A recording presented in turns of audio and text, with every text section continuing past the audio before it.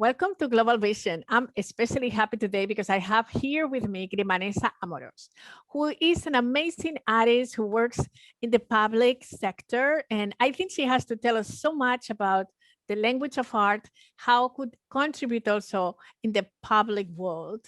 And I just to start, would like to welcome you first to our platform. Well, first, thank you very much, Bisila, for having me as your guest. I am delighted and I can't wait to start our conversation. Well, the first thing I want you to tell us is about your background and what leads you exactly into art. Well, I think that I started when I was very young, obviously, sometimes. And as a little girl, I actually was drawn always to precision, to a lot of detailing. And I spent much of my time really redrawing maps. And of course, I started with a map of Peru. And then I started drawing the state inside Peru and I started memorize them. And then I went to South America and then I went to maps to Europe and Middle East. And I think that my mother saw my obsession and she enrolled me to classes of painting and drawing when I was, I think at the age probably of 10 or 11.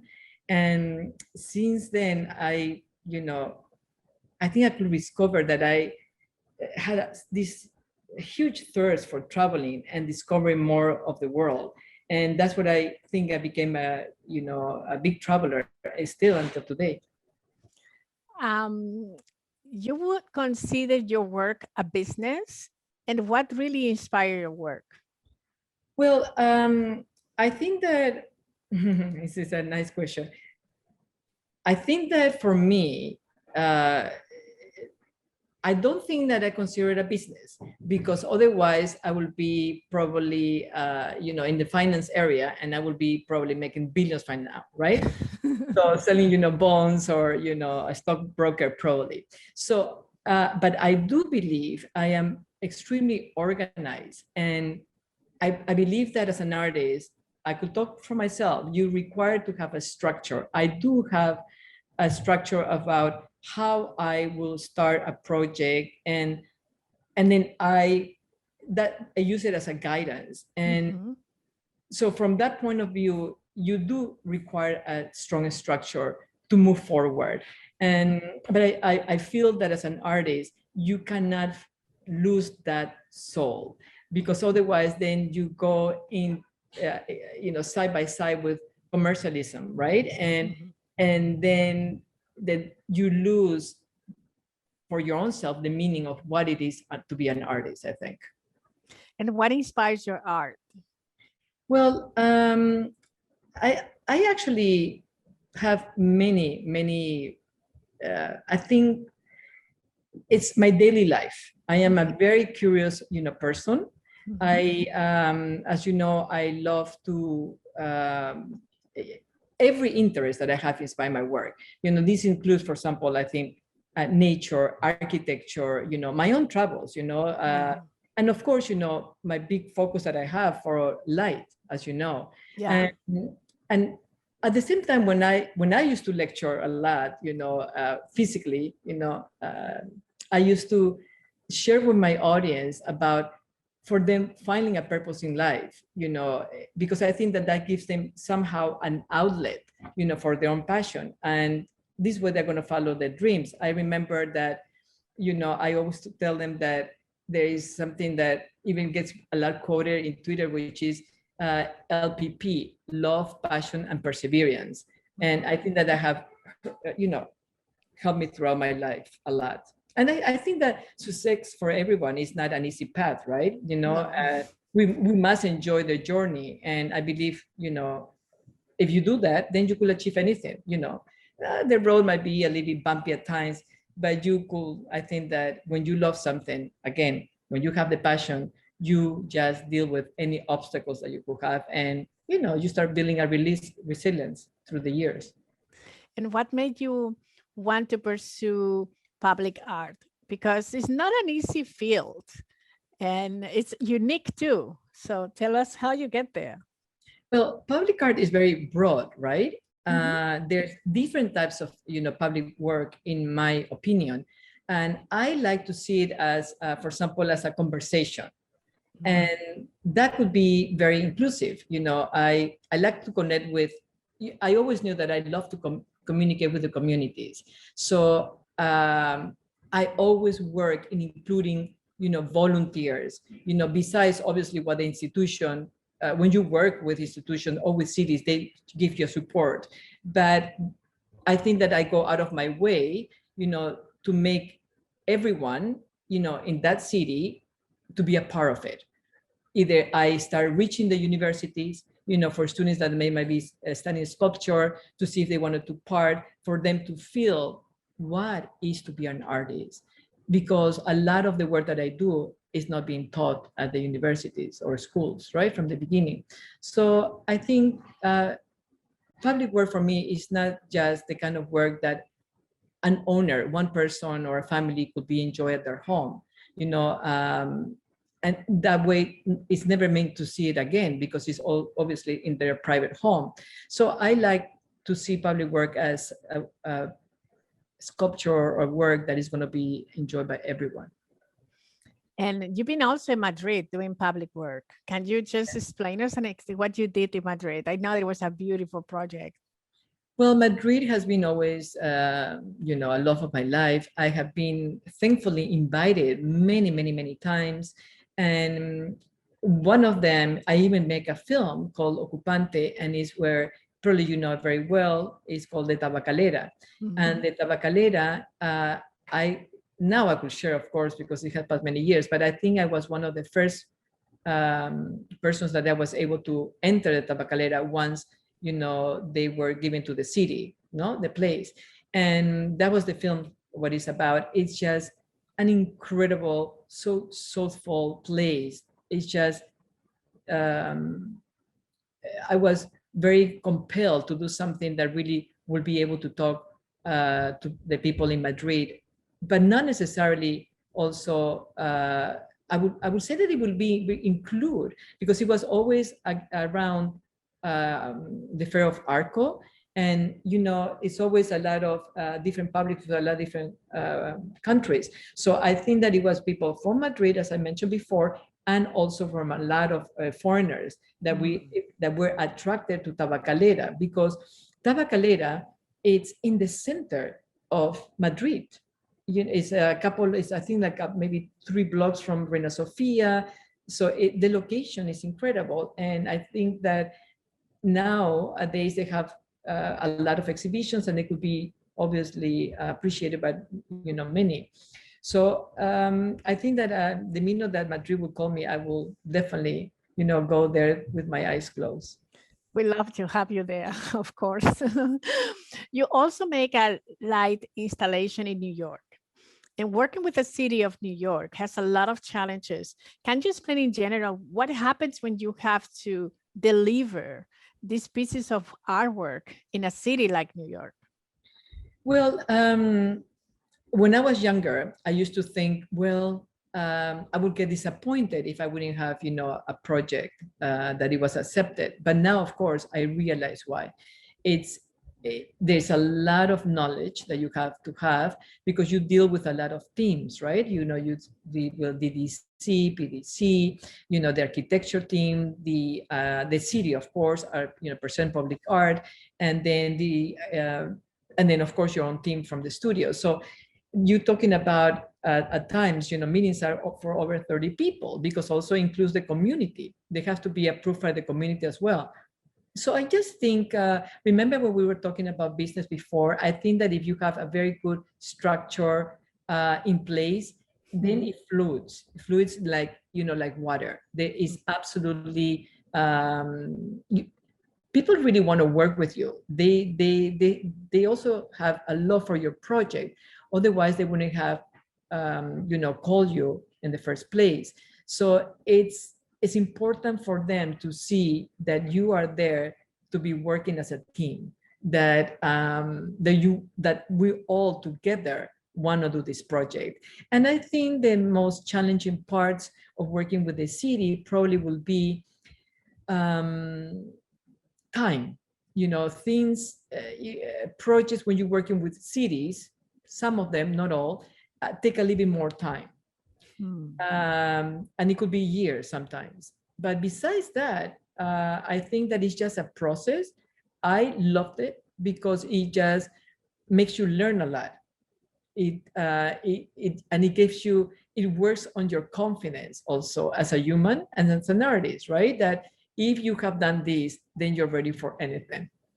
That's wonderful. And you consider your work an installation or an sculpture, work a sculpture? What, or you do both? Well, it's actually both, because what happened is that obviously the moment that you initiate the project, you have to install. And when you're installing, you are working with, the park, you're working with, the architecture, and you have to, so all of those elements become part of installing, correct? Mm-hmm. At the same time, the piece, when it's finished, is a sculpture. It's a light sculpture, right? And that's, sometimes I like to say that the difference between also an artist and perhaps a designer that works with light. An artist, you're doing a piece of artwork, so it becomes at the end this sculpture. So it will be, in my case especially, it will be hard to take the installation part and the sculpture. I think in my case they merge both together.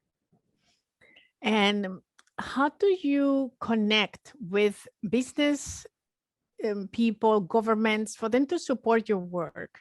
And did you create a strong network? I know you, and I know that you're a great person doing relationships, but for them to really take interest in how important it is for the city, for a country to have these pieces of art, how do you convince them? Well, I think that I remember at the beginning, I talked about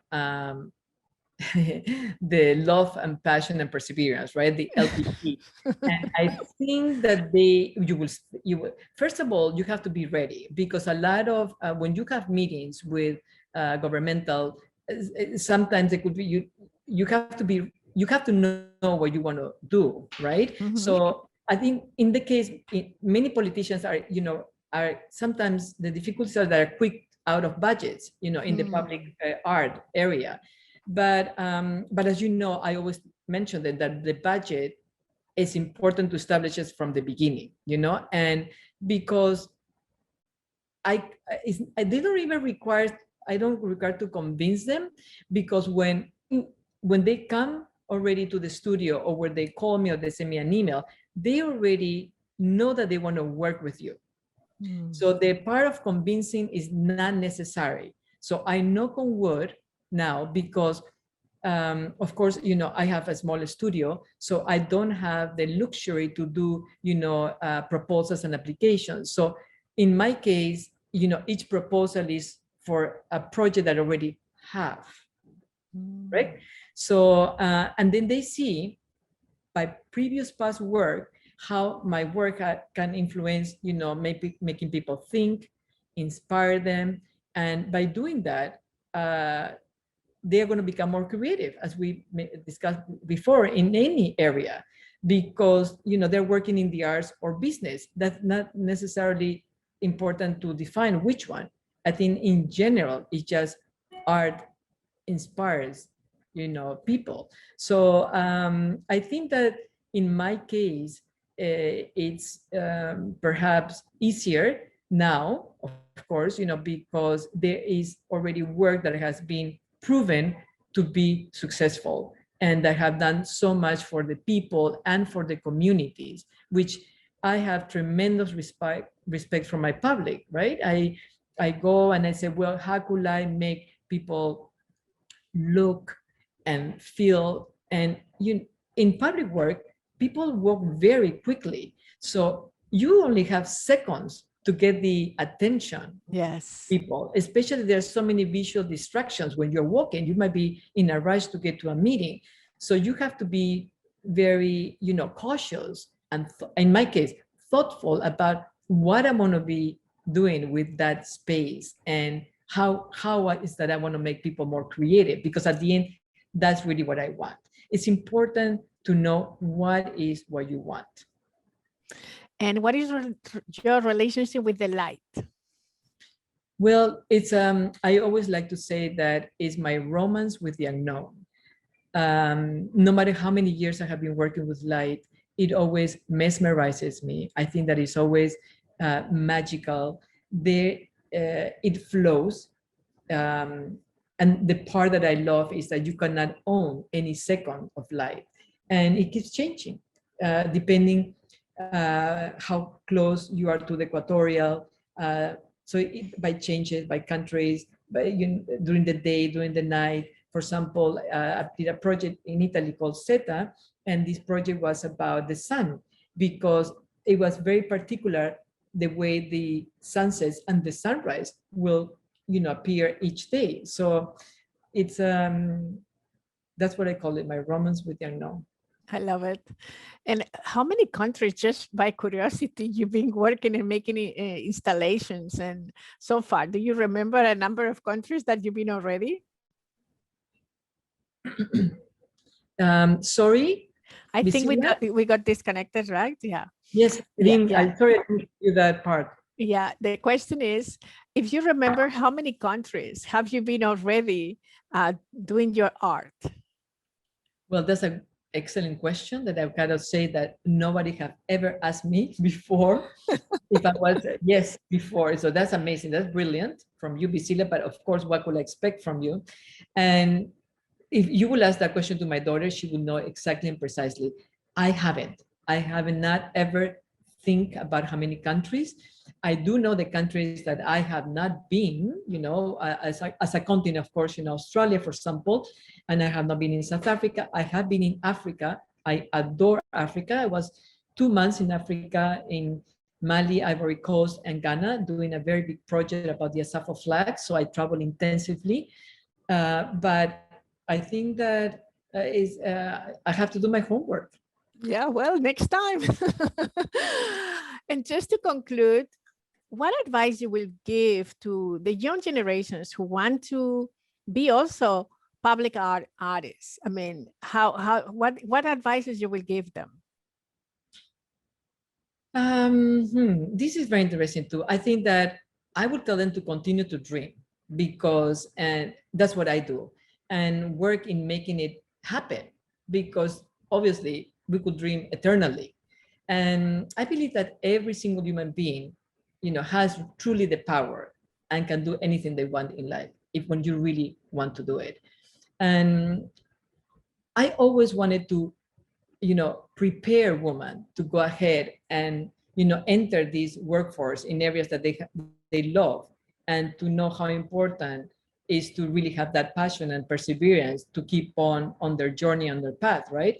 I think that, it's no news that women are now already in leadership positions, but I think that they could achieve this by having a complete immersion in anything that what they do.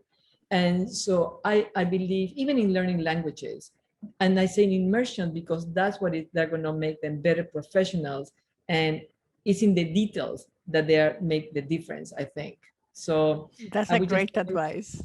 Yeah, I just continue to, with their passion, and perseverance. Perseverance is very important because it's something that I have had throughout my career. So even, if I would get the no's, right, I will just pass my page. And I said, okay, this person doesn't like it, but that doesn't mean that there are going to be another 100, 200 people that they might love it. So Grimanesa, keep doing it. So I think that part of being a real human is very important.